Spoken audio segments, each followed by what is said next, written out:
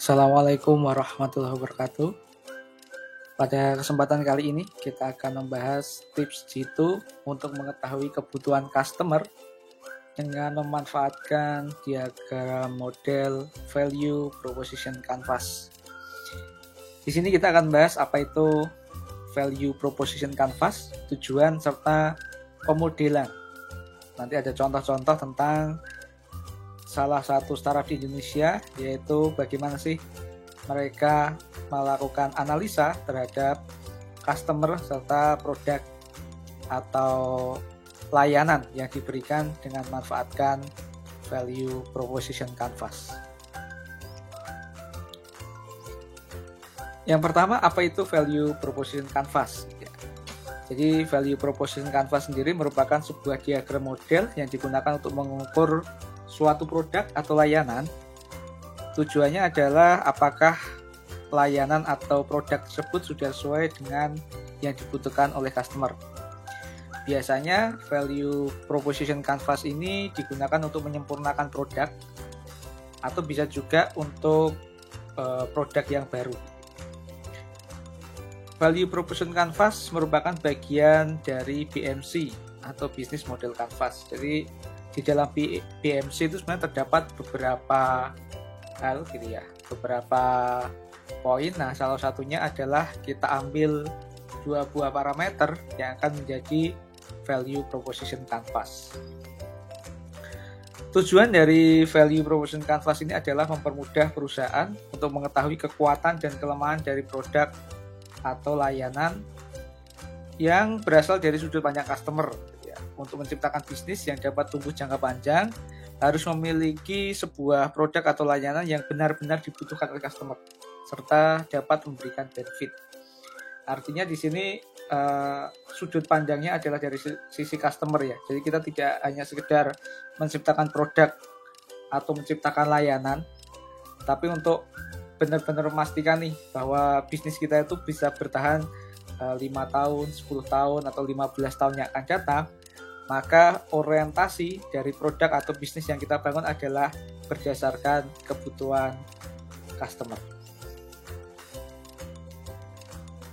Berikut ini adalah gambaran dari value proposition canvas dibagi menjadi dua. Yang sebelah kanan, di sebelah kanan ini adalah bagian dari customer. Di sana terdapat 3 buah komponen. Yang pertama adalah customer job, yang kedua gains, dan ketiga adalah pain. Sementara yang sebelah kiri adalah value atau dari produk atau layanan atau bisnis yang kita kembangkan. Di sini juga terbagi menjadi 3. Yang pertama adalah product and service, yang kedua adalah pain relievers, dan yang ketiga adalah gain creator. Jadi keduanya ini adalah saling terhubung, saling memberikan pengaruh, dan orientasinya adalah kita ciptakan yang di sebelah kiri atau produk ini berdasarkan apa? Berdasarkan customer profile yang di sebelah kanan. Nah, pembagian detailnya seperti ini. Yang pertama kita akan bahas mulai dari customer profile. Customer profile ini yang pertama, poin pertama adalah customer job. Customer job itu apa sih gitu ya? Customer job itu adalah permasalahan, tugas, atau keinginan dari customer yang coba untuk diselesaikan. Jadi customer ini mencoba untuk menyelesaikan permasalahan, mungkin tugas, keinginan, atau kebutuhannya sendiri. Biasanya dikenal dalam 3 perspektif. Yang pertama, emosional. Emosional ini adalah preferensi, contohnya adalah merasa aman gitu ya.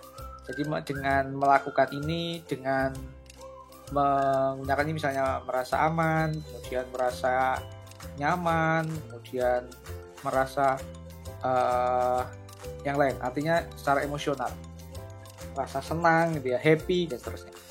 Yang kedua adalah dari segi perspektif sosial, yaitu contohnya adalah kompetensi, status.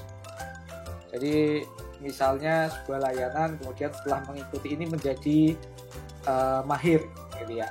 atau memiliki sertifikat kompetensi atau yang lain, atau diakui gitu ya. Jadi ada pengakuan secara sosial. Dan yang ketiga adalah secara fungsional, kepraktisan gitu ya. Jadi memecahkan permasalahan. Misalnya saya pengen melakukan ini, ya, melakukan tindakan A, maka dengan adanya ini gitu ya, itu bisa terselesaikan. Jadi memecahkan permasalahan, menyelesaikan tugas, dan juga memenuhi kebutuhan. Kemudian yang kedua adalah pain. Pain itu adalah pengalaman negatif, biaya, atau situasi yang tidak diinginkan, serta resiko yang dialami atau didapat customer. Jadi customer ini memiliki beberapa kekhawatiran, ya. Customer memiliki kekhawatiran. Ini bisa terjadi sebelum, selama, atau sesudah menyelesaikan job desk tadi. Kata kita customer job nih. Jadi bisa sebelum melakukan itu gitu ya, atau selama melakukan itu atau sesudah. Misalnya adalah solusi yang tidak berhasil, tidak berfungsi dengan baik, atau mungkin setelah melakukan itu ternyata mendapatkan efek samping tertentu yang kiranya tidak sesuai dengan apa yang diinginkan, jadi kekhawatiran tadi. Kemudian yang ketiga itu adanya gain. Gain itu adalah manfaat yang diharapkan, diinginkan, atau kejutan yang diharapkan customer gitu ya. Customer care ini termasuk kegunaan fungsional, keuntungan sosial, emosi positif, penghematan biaya, contohnya seperti itu. Jadi segala sesuatu yang diharapkan oleh customer itu maksudnya adalah gain. Ini dari sebelah customer profile yang sebelah kanan. Kemudian kita lanjut ke yang sebelah kiri, value map atau value proposition. Dari sisi produk gitu ya. Yang pertama adalah product and service. Produk atau layanan yang menciptakan gain, mengurangi pain, dan penentu penciptaan value bagi customer. Jadi apa yang ditawarkan yang membantu customer menyelesaikan pekerjaan fungsional, sosial, emosional, dan membantu memenuhi kebutuhan. Jadi inilah produk yang kita create. Jadi harusnya dari sini bisa menjawab dari customer job. Yang kedua adalah pain relievers. Fungsi atau layanan dalam meringankan kesulitan yang dihadapi customer, mengurangi bagaimana mencegah melakukan atau mengurangi beberapa hal yang mengganggu customer sebelum, selama, atau sesudah menyelesaikan pekerjaan. Jadi ini harusnya sebagai solusi gitu ya, kekhawatiran customer. Jadi produk kita harus hadir di sana. Dan yang ketiga adalah gain creator.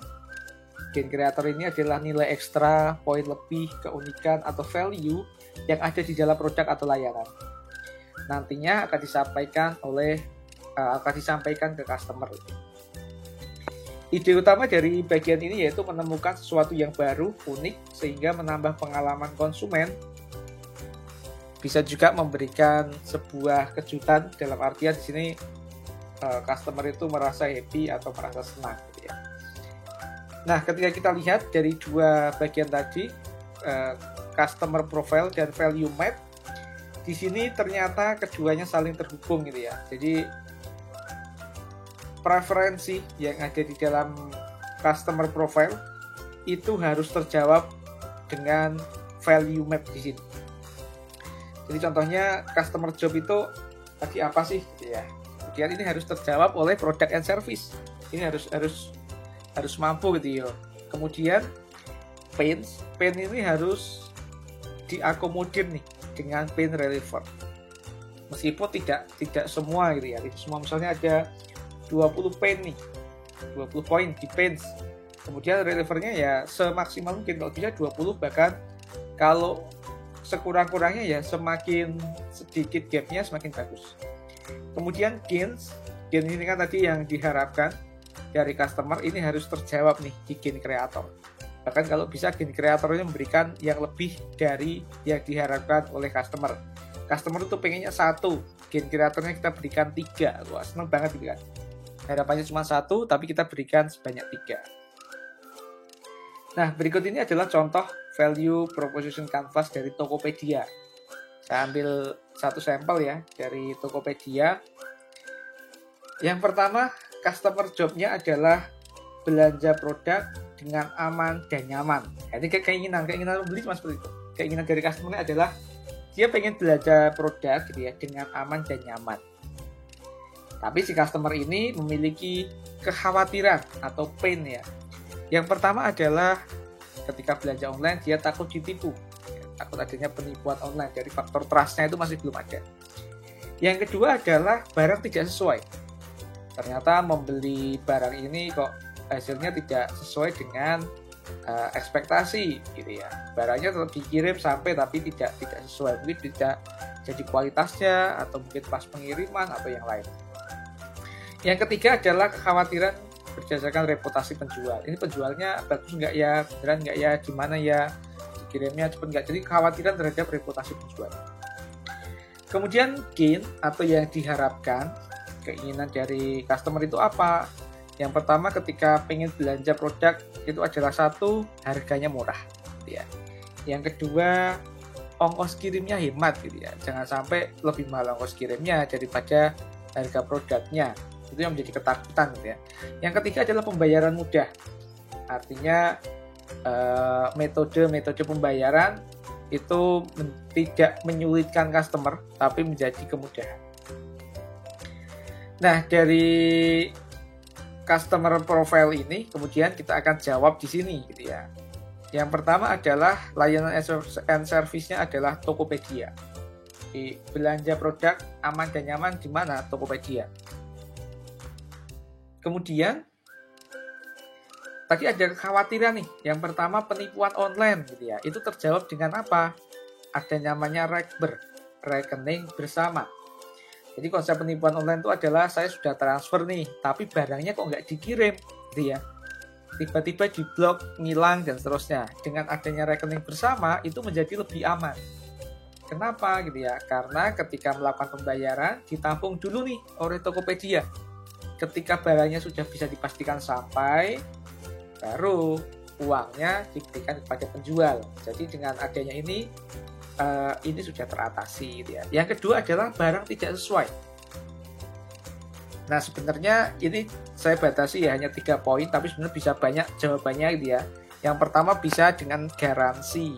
Jadi kalau tidak sesuai biasanya ada mekanisme nih. Misalnya harus di video waktu unboxing atau yang lainnya, nanti bisa diganti. Kemudian yang kedua sebenarnya di sini bisa kita tambah 1 poin lagi, misalnya adalah customer service 24/7. Artinya 24 jam itu ready, kita bisa ngechat customer service dari Tokopedia. Kemudian yang ketiga tadi P-nya adalah reputasi penjual. Nah di sini kita bisa memberikan namanya apa? Ada fitur di dalamnya rating penjual. Jadi ketika reputasinya nggak bagus ya kita rating nggak bagus, atau kita bisa melihat dari ratingnya, karena penjual ratingnya bagus nggak sih? Nah ini untuk memfilter nih, untuk memfilter tentang reputasi penjual. Kemudian yang berikutnya di sini adalah harapan gain, itu adalah harga murah. Pembeli senang nih kalau mendapatkan produk dengan harga murah. Jadi kita belanja mendapatkan harga yang murah gitu ya. Akan lebih senang lagi gitu ya. Dapat harga murah aja udah senang gitu ya. Akan lebih senang lagi kalau apa? Ternyata di Tokopedia ada namanya flash sale. Itu gain kreatornya. Jadi tambah seneng lagi gitu kan. Harga murah aja udah seneng, apalagi kalau tambahin flash sale. Kemudian pembeli seneng nih kalau apa? Hemat ongkir. Ongkirnya nggak membebani gitu ya. Ya sewajarnya gitu ya. Setara kalau kita pergi kita menghabiskan bensin berapa gitu ya. Uang transportnya berapa. Nah itu gantinya. Itu udah seneng gitu ya. Udah sama. Oh cuma 5.000, 10.000. Apalagi gitu ya, ketika momen tertentu kita dapat apa? Gratis ongkir, tambah seneng lagi gitu ya. Itu gain kreator. Keunikan, nilai ekstra yang memberikan nilai lebih dari produk kita yang ditujukan kepada customer.